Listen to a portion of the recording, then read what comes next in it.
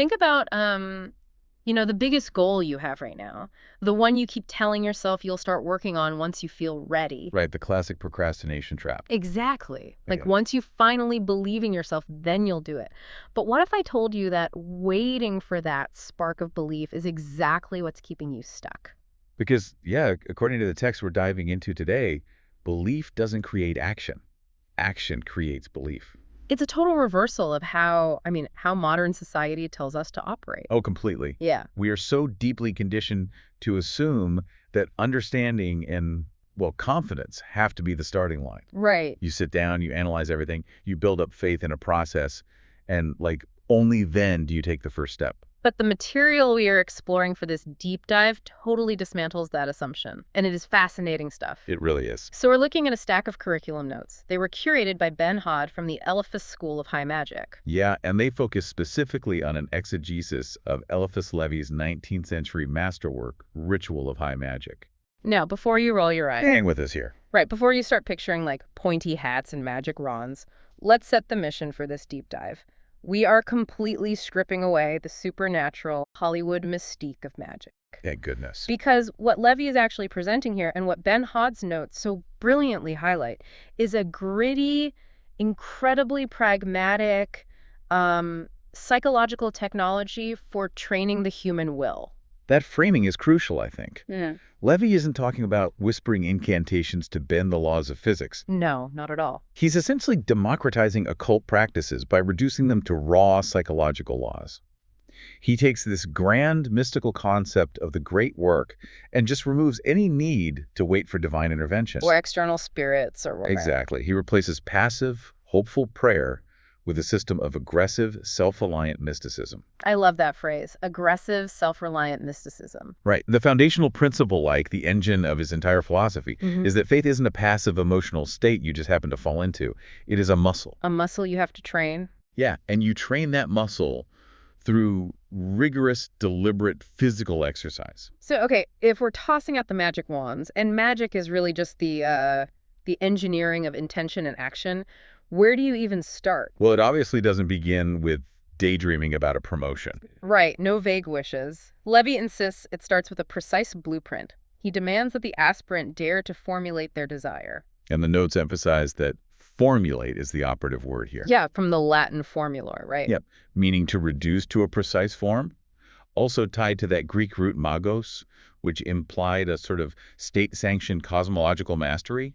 It means reducing a massive blurry idea into a sharp geometric reality. Okay, let's unpack this for a second, because we all walk around with chaotic, formless longings. Oh, sure, we want to be happy, we want to be successful. They want to feel fulfilled. Right, but that is just the raw, unrefined desire of the human ego.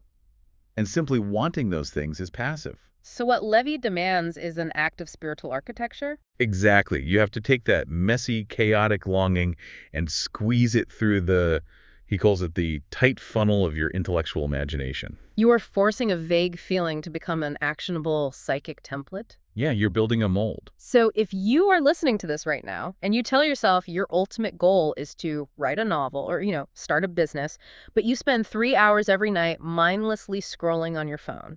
You're experiencing exactly what Levy warns against. Right. It's like the difference between a scattered flashlight beam and a laser pointer. Oh, that's a good analogy. Thanks. I mean, a flashlight illuminates a little bit of everything in this fuzzy, ineffective way.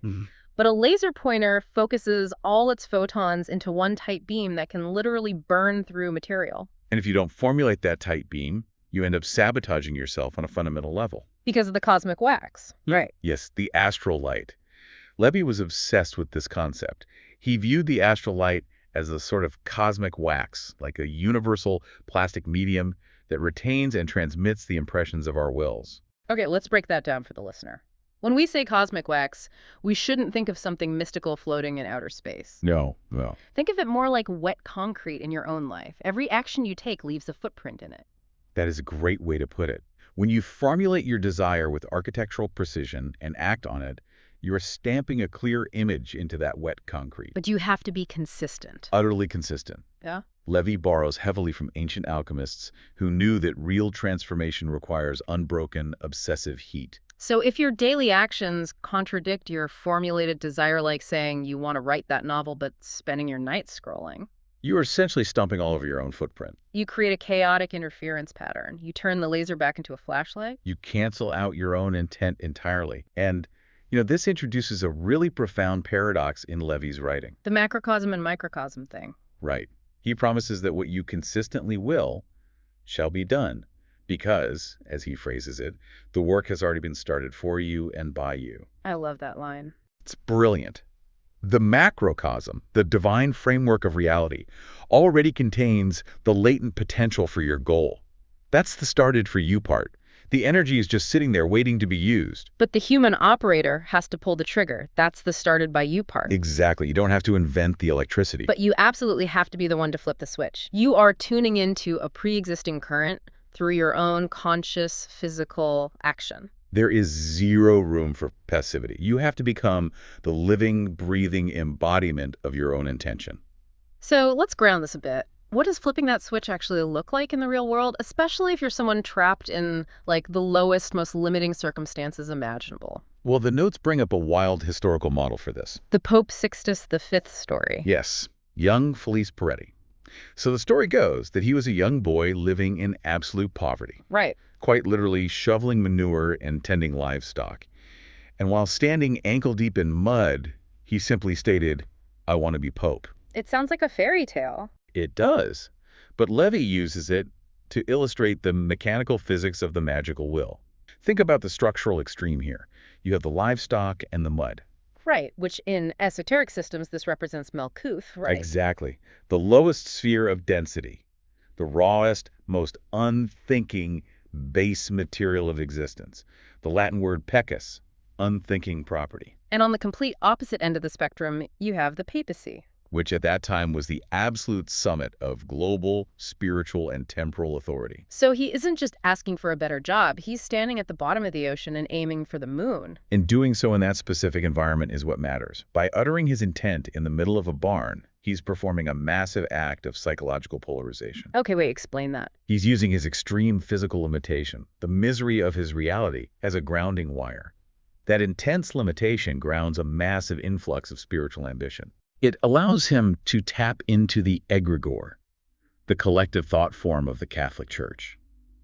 He anchors his mind to the absolute highest symbol of authority while his feet are planted in the absolute lowest material reality. And Sixtus V wasn't just a figurehead once he got there either. No, he was a force of nature. He reorganized the Roman government, eradicated bandits, drained swamps. He really imposed his will on reality. But what I find so interesting in the notes is the analysis of his specific language. The I want. Yeah, I want to be Pope.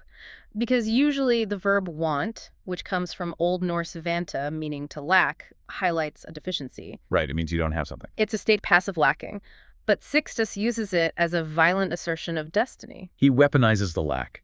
He transforms a statement of emptiness into a sovereign decree of future possession. And Levy pairs this story of the ambitious farm boy with another archetype, doesn't he? He does. The mendicant, the beggar who wishes to make gold. And mendicant literally means to beg from Latin. Right. In this framework, a beggar isn't just a guy short on cash. The beggar represents the spiritually asymmetrical, uninitiated soul. Someone operating in a total void of spiritual or material power. And Levy tells this figurative beggar, hey, if you put yourself to work and never stop, I promise you the treasures of Nicholas Flamel and Ramon Lully. Yes. Now, if I'm a layman reading this, I'm stopping right there. Like, why those two specific historical figures? How does this help the beggar? Because combining those two figures creates the ultimate psychological crucible.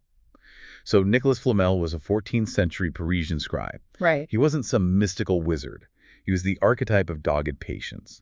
He represents achieving truth through relentless, boring, humble, repetitive textuality and labor. Middle-class grinding, basically. Basically, yeah. Yeah. And Ramon Lully, on the other hand, was a 13th century philosopher famous for inventing something called the Ars Magna. What's that? These were actual physical combinatorial logic wheels, Yeah. like circles of parchment with concepts written on them that you would physically spin to create new philosophical combinations. Oh, wow. So instead of just thinking in circles, you are physically forcing your brain to encounter new combinations of ideas. Yes, you're forcing abstract thought into a physical mechanism. So when Levy tells the beggar to combine Flamel and Lully, he is saying, take Lully's rigid, systematic logic wheels and smash them together with Flamel's raw, tedious, unending physical labor. Exactly.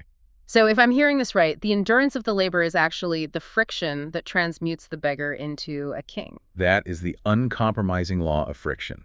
You cannot just think your way into a new reality. The active, unbroken labor shapes that cosmic wax we talked about earlier. Okay, so Sixtus V used his literal physical misery as a launching pad for massive ambition. But what if you were listening to this and your life isn't dramatically miserable? Right, what if you're just doing okay? Yeah. What if you're just comfortable? You work a normal job, you live in a normal house. How do you generate that necessary friction in a modern, everyday life if you want to cultivate this ironclad will? Well, Levy's answer is surprisingly, and honestly, somewhat frustratingly mundane. Very mundane. He gives a list of specific daily prescriptions to bypass the intellect and attack passivity. Things that seem to have nothing to do with high magic. What's the list? He says you must wake before dawn every single day. You must wash yourself in a fountain or freezing water, regardless of the season, before daybreak. Oh, brutal. You must wear clean clothes, and if you have to, you launder them yourself. And you must embrace voluntary deprivations. See, I have to play the role of the skeptical Parisian here. I have to push back. Do it. Because reading this, my skeptical brain immediately flares up. I'm thinking, wait, so doing my own laundry and taking a cold plunge at dawn makes me a magician. Right. This has to be a joke. It sounds like I'm just copying a tech influencer's morning routine. It absolutely sounds like that on the surface. And Levy fully anticipates that reaction. When the modern skeptic says, this is a joke, these are just chores, Levy replies, no, it is an arcanum. An arcanum. Yeah. What's fascinating here is the etymology of that word. Arcanum comes from a Latin root, arca, meaning a hidden chest or a locked box. So it's not a secret you can just, whisper to someone? No, it is something that remains completely hidden because it simply cannot function outside of the proper physical preparation. You cannot explain an arcanum into existence. You must enact your way into understanding it. Enact your way into understanding. That is powerful. The goal isn't cleanliness. The goal is producing a soul that ceases negotiating with sensation. Okay, let's look at the symbols here, because the notes decode this brilliantly. Waking before dawn isn't about productivity. No, dawn is the Neoplatonic threshold between the latent and the manifest. Right. By forcing yourself awake while the world is still dark, you are psychologically claiming that you dictate the terms of your reality. You are participating in the creation of the day. And the freezing water Levy isn't giving hygiene advice. Not at all. Water is the diaphane, the translucent medium of the imagination. By shocking your system with freezing water, you're performing symbolic engineering. Your body says, it's freezing, I want to stay in bed, and your will says, I don't care, we're doing it anyway. Exactly. And the clean clothes relate to the Hebrew concept of levish. The externalized form. Right, the invisible order reflecting the visible order. By laundering them yourself, you are attacking your own dependency. And finally, the voluntary deprivations. Skipping meals, sleeping on the floor. The notes call this Stoic machinery. If you want to be sovereign, from the Latin superanus, meaning being above necessity, you have to prove you are above it. You rehearse discomfort so fate loses its teeth. Precisely. But what happens if your modern skeptical brain absolutely refuses to let you enact anything without fully understanding it first? Here's where it gets really interesting. Yes. Levy has this conversation with a rationalist skeptic, a follower of Voltaire, and this guy basically laments, I would like to be a fervent Catholic, how much I would give to have faith. Levy diagnoses this guy immediately. The skeptic is trapped in an intellectual loop. The dianoia, the discursive mind. Yeah, he's relying on the weak-willed subjunctive passive, I wish, I would like, instead of the imperative, I will. And Levy's prescription is wild. He doesn't offer a theological argument. No, he tells him to perform the spiritual exercises of St. Ignatius of Loyola. The founder of the Jesuits. Right. These exercises use a technique called composition of place. You vividly reconstruct the sights and smells of hell or the crucifixion. It is pure, high magic and psychic conditioning. just stripped of occult vocabulary. It's like a doctor refusing to debate the biology of a muscle and just handing the patient a dumbbell and saying, lift this. That's exactly it. He bypasses the intellect completely, and Levy insists the result is infallible. Not because it's a miracle. Right. It isn't a miraculum, a supernatural suspension of the cosmos.